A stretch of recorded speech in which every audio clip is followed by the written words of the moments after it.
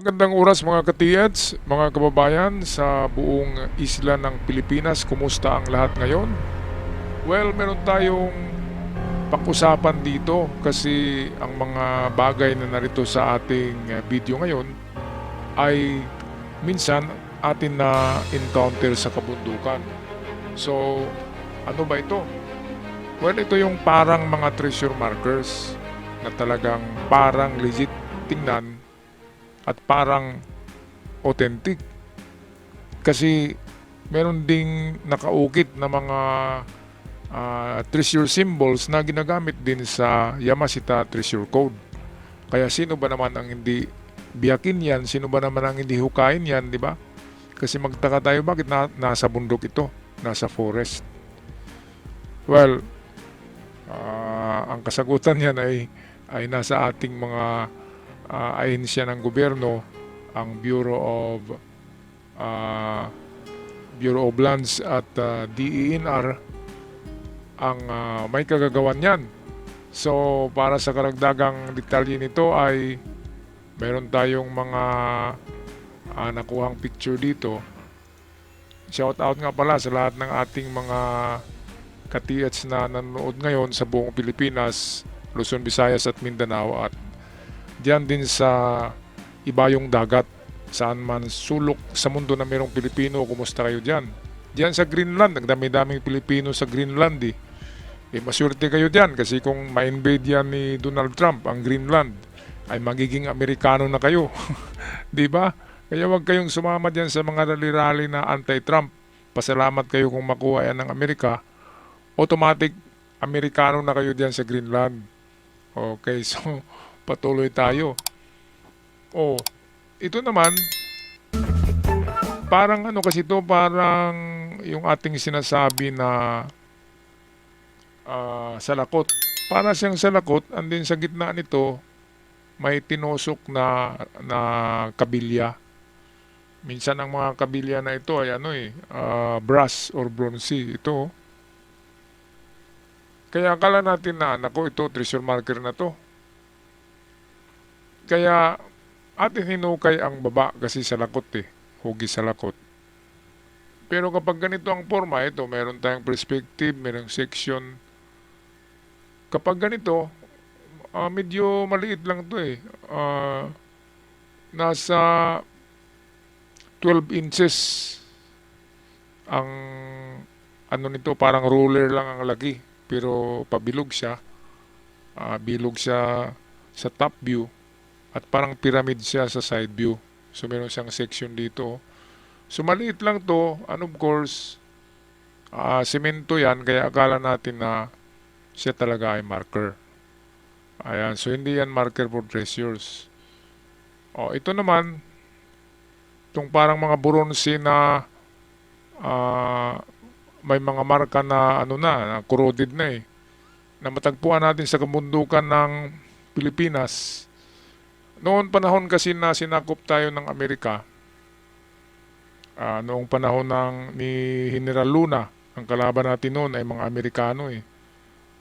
Ay, sa hindi nakakalam, merong digmaan na nangyari noon. After tayo naagaw ng Kastila sa colonization, ay sinagip tayo ng Amerika. Nagipagdigma ang Amerika sa Kastila, natalo ang Kastila.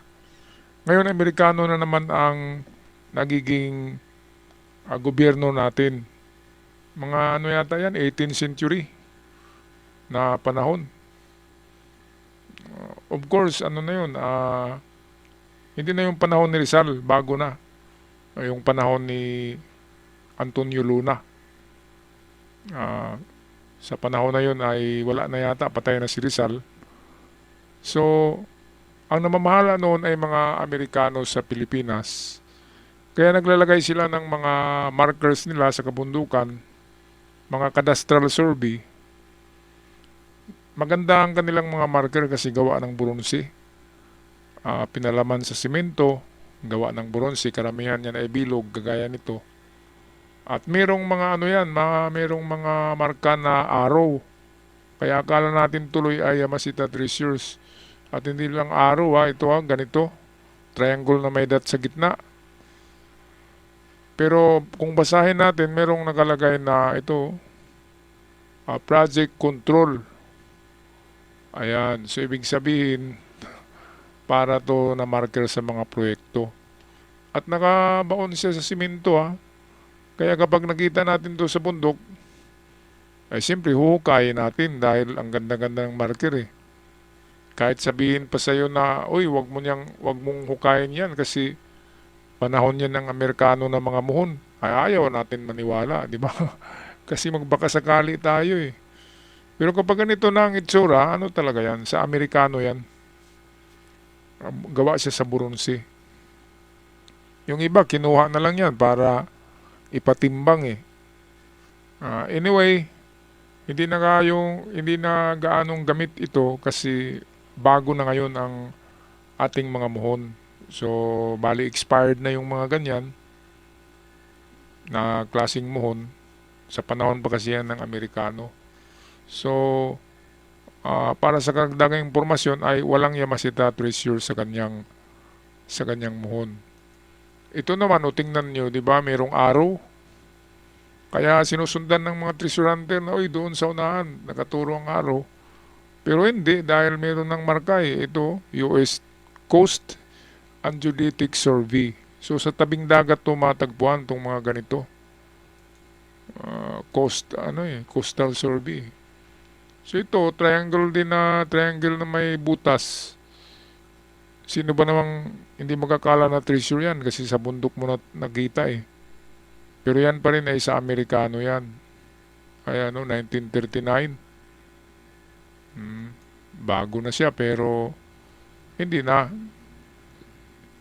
natin huhukayin yan. Pero kung ayaw nyo talagang maniwala, di subukan nyo. Baka naman makatsamba, di ba? So ito rin basta't mga pabilog, and then merong marka sa gitna na arrow or triangle, ayan na yung mga muhon ng Amerikano. So ito, old muhon. Ito yung mga lumang muhon sa kabundukan eh. So para siyang lapidan ng Hapon, kung tingnan natin, patayo. Ganito talaga ang lapidan ng Hapon Pero malaman mo na lapidan ng Hapon kasi mayroong kanji na nakasulat. Ito, American alphabet ito eh. Kaya hindi ito sa Hapon. Ayan Ang sa Hapon ay mayroong kanji letters talaga. Pero para talaga siyang muhon. Ito naman, nakita nyo, kwadrado, and meron niyang kabilya sa gitna. Ayan, kaya akala natin ay sa Yamashita treasures. Pero meron akong ikwento sa inyo mga katiyats, yung mga lumang muhon na boundary, na muhon sa mga highway noon, nakikita ko pa yun noon eh. Elementary ako, mayroon pang mga ganun. Yung parang may sombrero na na vertical na muhon na 2 meters ang haba. Tapos nakalagay yung ilang kilometro, di ba? 9 kilometers away yung mga nakasulat. Old muhon yun eh. After World War II yung ganun na mga muhon. Boundary muhon sa mga highway na may tatak na mga numero. Meron daw nakakuha dyan. Kasi ang ginawa ng Hapon ay itinago nila gumawa sila ng mga muhon at tinusok nila sa mga boundary para akalain ng mga tao na ito'y boundary sign or boundary muhon. Pero meron palang nakapalaman ng mga gold bars. Merong nakakuha niyan. Kaya kung makakita kayo ng old muhon, hindi na kasi ginagamit yun. Karamihan yan ay itinumba na eh. Tinanggal na yung mga ganyan kasi nakukuha siya sa widening, sa road widening. Pinapalaki na kasi, pinapalapad na ngayon ng mga highways. Kaya yung mga lumang muhon ng 1950s, 1940s ay tinatanggal na nila. Pero karamihan doon in fairness ay may laman pala yun. Old muhon. Kahit sa mga barangay, nakapunta ko doon sa barangay ng lula ko, ay wala na, malawak na yung malapad na yung mga dating daan na ano lang, hindi pa siminto yung mga daan doon. Ngayon simentado na at malapad na at yung mga lumang muhon ay tinanggal dahil nga nag-widening na. Kaya nasaan kaya yung mga muhon na yun, no? Dapat isa-isahin nyo pagbiyak yun. Ay baka merong napalaman. So yun yung ating kwento sa mga muhon na ito. Ito, muhon pa rin ito. Ayan. Merong triangle at dot. Tapos sasabihin natin na ano. Treasure yan. So meron siyang ito sa Digos City. So sa Digos City ito. Boundary muhon ito. Ito BBM. So boundary na muhon. Hindi PBBM yan ha. BBM lang yan. Bongbong Marcos pa rin eh. So ito, muhon din ito. Lapida type na muhon. Yung malapad lang. Meron din siyang triangle na sign. At mga initials and code. Kaya akala natin tuloy ay treasure pero hindi. Yan ay muhon pa rin ng DENR. Okay, so meron pa ditong mga kakaiba. Ito nakakita ko ng ganito. Ibinuhat ko nga ang kayang-kayang itapon eh. Kasi ang laki niyan ay nasa 1 foot by 1 foot lang. At din ang kapal ay nasa 3 inches. Kaya pwede mong buhatin yan at itapon.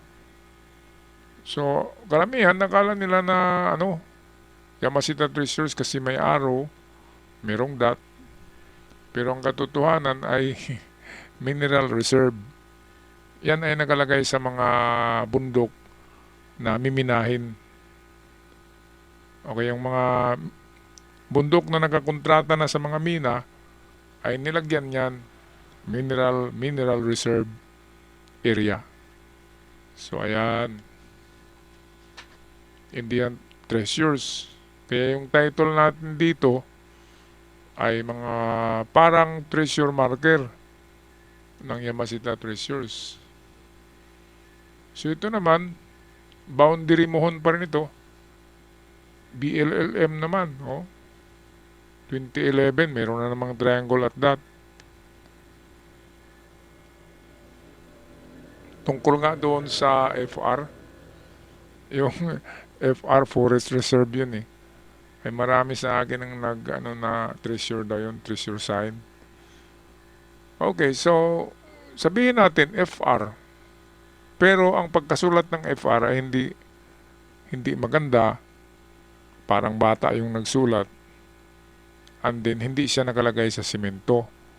Ang mga marker ng Hapon, karamihan sa bato nakaukit, hindi sa simento. Kapag sa bato nakaukit yun, hindi yun muhon ng gobyerno. Kundi yun ay palatandaan, pwedeng treasure nga yun. Kapag ang FR ay nakatatak sa mga bato. Ito na pala yun. Ito yung totoong FR, meron siyang pako sa gitna, arrow. And then may pako.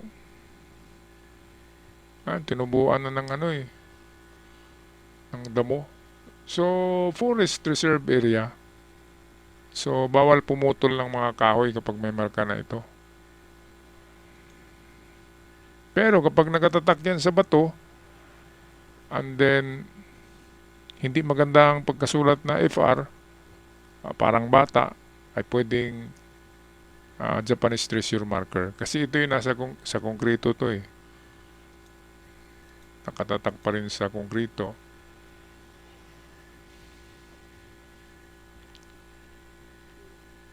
So ito yung mga yung nakikita nating bronze sa ibabaw. 8 inches pa lang nun. Yung diameter. At malalim pa lang niya, yung rod sa gitna, nakabaon sa lupa.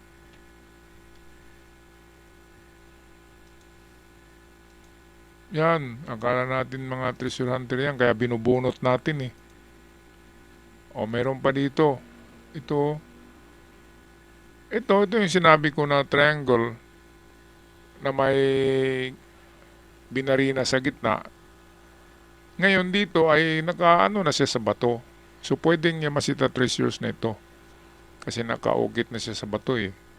Kapag ganyan. Pero kapag sa malapad na semento, lalo na 12 by 12 lang, 1 foot by 1 foot, ay sa DNR na yan.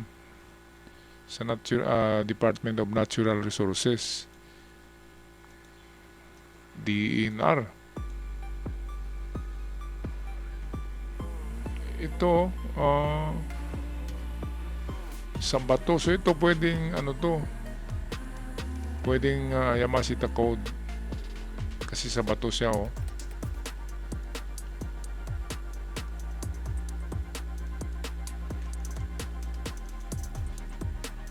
Okay, so yun lang ang ating may presenta sa inyo mga ka-TH na wag nyong galawin na mga muhon o mga markers sa kabundukan dahil nga walang treasure dito.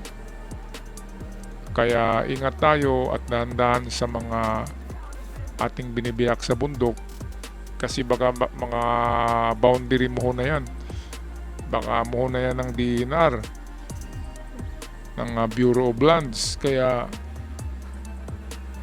kapag hindi kanji yung mga nakasulat sa muhon at magandang pagkasulat na American alphabet, well, yan ay mga boundary na mga muhon, pang boundary.